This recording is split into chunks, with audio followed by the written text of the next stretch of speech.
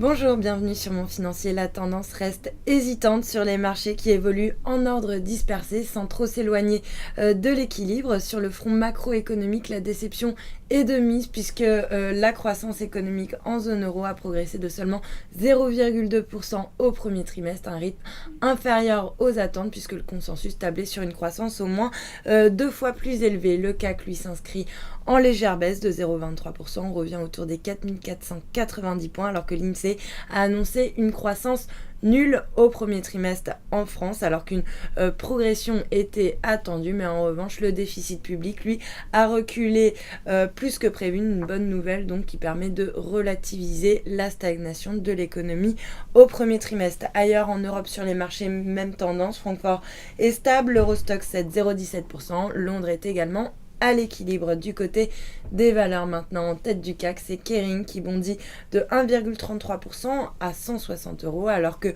Puma, sa filiale, a l'intention de lancer au mois d'août la plus grande importante campagne de pub de son histoire, une nouvelle étape donc dans sa stratégie de reconquête. À noter également Michelin et Air Liquide qui complètent le trio de tête du palmarès avec des gains de 0,95%. A l'inverse, Bouygues recule de 2,1% alors que sa filiale Bouygues Télécom est sous le feu des projecteurs au moment où les syndicats redoutent justement une vague de suppression d'emplois. Alors on parle de 2000 suppressions de postes, c'est l'équivalent de 20% des effectifs du groupe. Alstom reste dans le rouge, moins 0,9% à 29,05 € alors qu'un décret qui a été publié aujourd'hui dans le journal officiel étend à l'énergie et en transport le mécanisme donc de protection des entreprises stratégiques contre les appétits étrangers, ce qui fait de fait de l'État français un arbitre dans les négociations entre Alstom